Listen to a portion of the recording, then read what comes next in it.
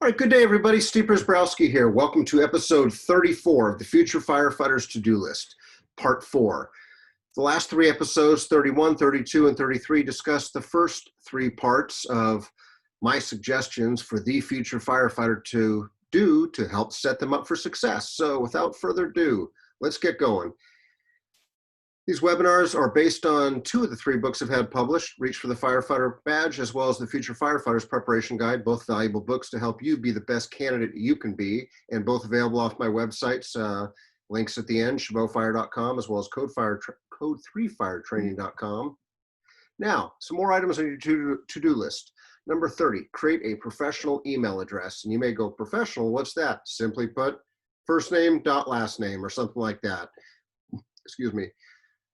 There's a lot of cool email addresses out there, but when it comes to professional, business-like, I would say stick to having one that is pretty much, like I said, first name and last name, and something that's easy for people to remember. And like I said, usually first name dot last name. Now, more importantly, though, besides having a professional email address that will have to go on your resume, your application, that someone maybe like a fire chief or human resources person or professional or director may be reaching out to you.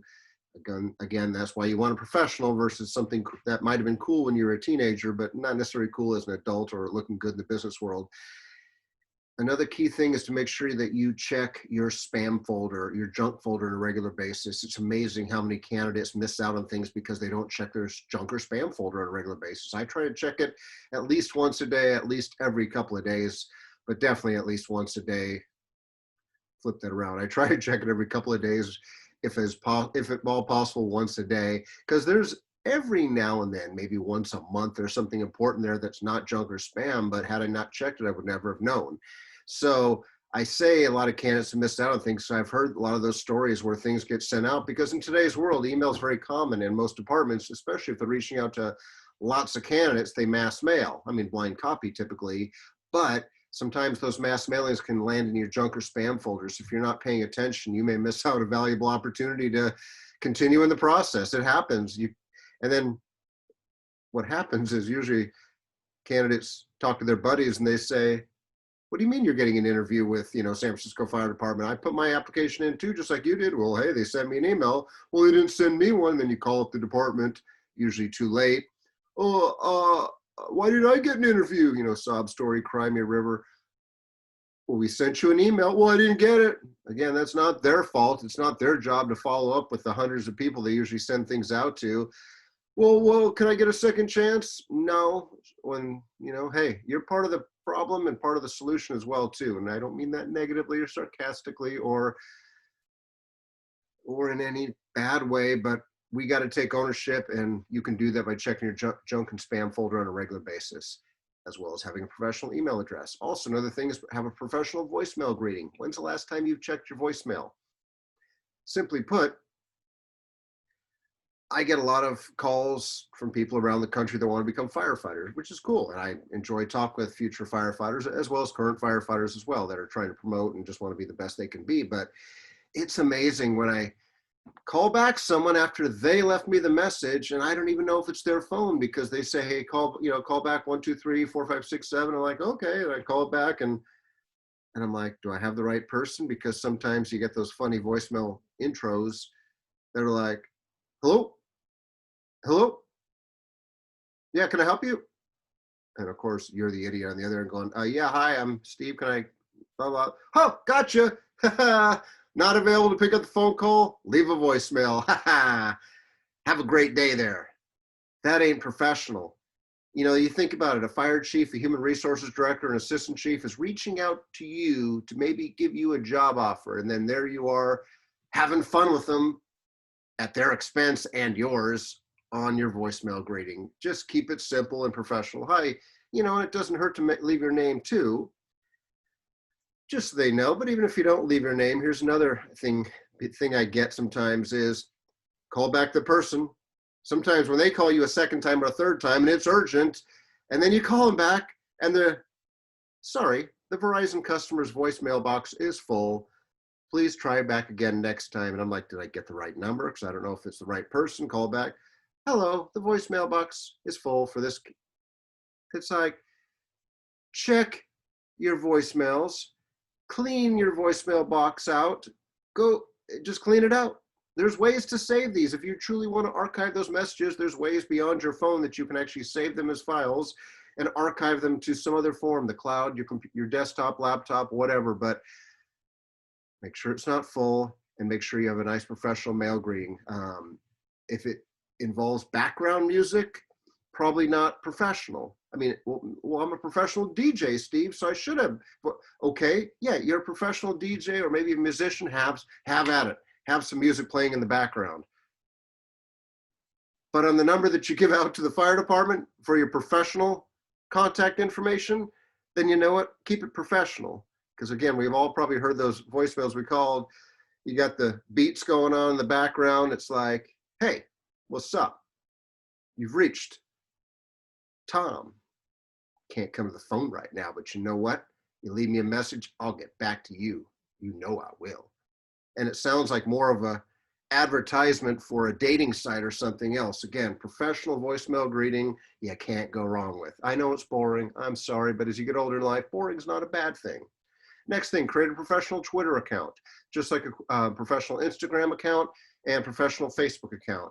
Now, social media may not be your, I guess, cup of tea, for lack of a better term, but I think there's some benefits. I used to be off social media because I was so scared about it for all the, I don't know, I guess whatever wrong reasons, but I realized it was a very powerful tool and a way to stay engaged. Now, again, check your sources, cite your sources, more importantly, check your sources, because there is a lot of fake news or unfactual stuff, because in today's world, people are so quick to latch onto, well, so-and-so said it, so I'm going to forward it, or I'm going to comment on it, and it may not be true.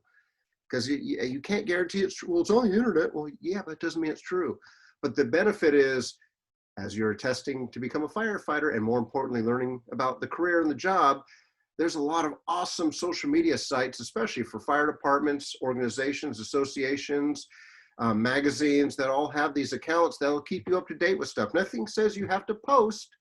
Don't fall into the peer pressure of, oh, Steve, you're boring because you don't post on social media. I do, but that was me beforehand. Some friends went, you don't post, you're boring. But you know what? It's yours, not theirs. Don't worry about them, worry about you. But if you can't post professionally, don't bother posting. And you go, well, it's my private account. Nobody else has access to it. Yes, but if you're going through a background investigation for a fire department or some other organization, there's a chance they can ask you for your access. Well, it's private. Oh, well, yeah, it was my private, my off-duty stuff. In today's world, the courts have proven that you do have a First Amendment right to free speech, but your employer, current or future, does have a right to discipline you or not hire you or pass on you should you make unprofessional, especially illegal, inappropriate, unethical comments or likes or whatever. So be very careful, but definitely have a professional account. You can't go wrong with it. And if you don't know what a professional is, do some homework, do some research. Or better yet, if it's something that you think would have been cool, maybe when you're 15 or 16, and no disrespect to anyone that's a teenager, been there, done that. But yeah, been there, done that, got the t-shirt, and there's a lot of things I would not want to do in today's age, as I'm 3 times that age. If you think it's cool when you're 15, 16, it's probably not going to be cool in your 20s or 30s, especially for an employer, and especially knowing that nothing ever gets deleted from the internet or social media. There's always ways to find it. So make sure you track your history. And on that subject, before I go further, Google yourself. If you have not Googled yourself, and don't just use Google, use as many different search engines as you can. Type in your name and see what comes up. You'd be amazed. I've had students do that at the college. I usually do that like on the first night of class. I'm like, hey, Google your name. And some of them are like, holy crap, that's not me. Or, oh my God, I didn't realize that was on there. Yeah, it's on there. Well, how do I get it off? I don't know. Better figure it out, because when that person, maybe that potential background investigator or somebody else Googles you, they're going to find things. And even if it's not a background investigator, think about this. Someone told me this and I never thought about this. Even if the background investigator doesn't check this, which is rare, your future coworkers, there's a good chance, especially when your department knows that, hey, by the way, Steve Prziborowski is getting hired with your department, and the information goes public within the department, which usually happens. Guess what your future coworker is going to do? They're going to Google your name, and they're going to look for anything, good or bad. So again, try to have clean tracks. I know it's boring, but you know what? It can help keep you healthy, safe, and have a nice, happy career. Next item, go to www.chabotfire.com, the entry-level firefighter preparation website to run for Chabot College, their fire technology program. Go to the free stuff link, and there's lots of valuable information that will keep you busy literally for days. Links, articles, videos, a lot of information to become a firefighter. And you may go, Steve, I live in New York, I live in Vermont, I live in Florida. I have no desire to come to California to go to the college where you teach at. I don't care. I don't care. The college allows me to run the website. I do that free of charge as my way of giving back to the college fire technology program. And the current technology director allows me to post that firefighter preparation stuff, which is a lot of articles I've had published over the years or videos, as well as others that I think are valuable. And our goal is, yeah, it'd be nice if you came to our college and went to our Firefighter One Academy or our EMT program. But again, don't matter to us. We want to spread the word nationwide to be able to encourage and inspire and motivate as many as we can to help them be the best candidate they can be. Obviously, if you come to the college or refer someone to the college, bonus. But you know what? I don't get paid on commission. I get paid when I teach the college. That's it. I mean, one night a week in the semester, I get paid 4 hours usually a week. That's it. So it's a labor of love. But again, it's a great way to put a lot of free stuff out there for people across the country to benefit from. And like I said, tons of it. Next one, my personal website, code3firetraining.com, also has a free stuff link with tons of information, not just for entry-level firefighters, but also anyone that wants to be a better firefighter, anyone that wants to promote to captain, promote to battalion chief, deputy chief, fire chief, or any rank in the fire service. A lot of great training resources, a lot of great officer development, leadership stuff on there. So a lot of good information that'll help you prepare, not for just for the test, but also for the position. So lots of great stuff. I encourage you to check that information out, and my contact information on there as well. So lots of stuff. Last two items on the to-do list for now. Create a secure binder or folder. I know binder, that's old school. I know it is, Steve, and there are some hard copies, but whether you use a hard copy binder or a folder, hard copy or folder on your computer, make sure you're going to have something to store your certificates, copies of applications, and anything you submit to the department. Meaning if you apply for, say, Spokane Fire Department, you want to keep a copy of your application that you submitted. You want to keep a copy of the resume. You want to keep a copy of any correspondence they sent you, like, hey, we got your application. You're invited to the written test on this date. Hey, all right, you passed the written test. You're now invited to the oral interview on this date. This is what you need to do. I mean, whether you do it hard copy or PDF them or scan them, I don't care. Keep copies of everything, and don't just keep copies. Make sure you back them up on the cloud. You know, Dropbox is a great free resource to back up a lot of stuff free of charge. Obviously, there's cloud-based stuff as well. The more, the better. External hard drives are also good because it's not if, it's when your computer will crash. And it's usually when you least expect it. And the benefit of saving this stuff is, let's say you have to take Spokane's test again, meaning you took Spokane's test this year, you didn't get hired, so you're taking it again a year or two from now just because you're still looking for a job. Well, ideally, you want to make sure the information from the last time matches and is obviously built upon, and so you want to make sure they're the same information. That's why you save it. And obviously, if you're going for an oral interview, a chief's interview, it's nice to refresh yourself on anything that you told them. And hopefully whatever you share with Spokane is the same things that you put on your application for Fresno, for Tucson, for Albuquerque, because the information should not change. So number 38, remember, there is no fast track. I hear that all the time. Hey, Chief, hey, Steve, what's the fastest way to become a firefighter? Give up, because there is none. I'm sorry if I'm pessimistic. I'm sorry if I'm mean. I don't mean to be that way. There is no fast track to anything in life. Yes, there are occasionally people that you may think, wow, they got hired on their first test, or they got hired, they never even had to go to EMT or paramedic school. They never had to go to college. They were right out of high school. How did that happen? Those are rarities. They are rarities. Usually they had awesome interviews, meaning they had awesome personalities that really connected with the panel, and the panel said, we want them. We got to grab them before another department grabs them. So those are rare. That's probably the 1%. Most people have had to bust their butts to get there, taking classes, you know, taking lots of tests. So there is no fast track. Don't worry about it. Well, I got to get hired now, Steve. My clock is ticking. All of our clocks are ticking. Join the club.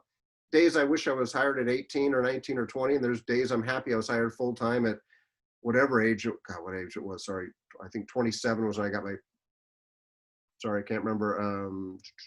Doing the math right now. think it was actually 29 for my first full-time position. Yeah, I would like to get hired earlier at a full-time position, but I was a lot more mature at 29 than I was at 18. So in closing, while these 38 to-do items will not guarantee you a job, they'll definitely help you out for success. But hopefully some suggestions to help you be the best candidate you can be. So as always, thank you very much for the gift of your time. My contact information, my social media footprint, feel free to reach out, connect with me. Until the next episode, take care, be safe, and keep on doing everything you can to be the best human being and candidate you can be. All right, take care and have a great day, everybody.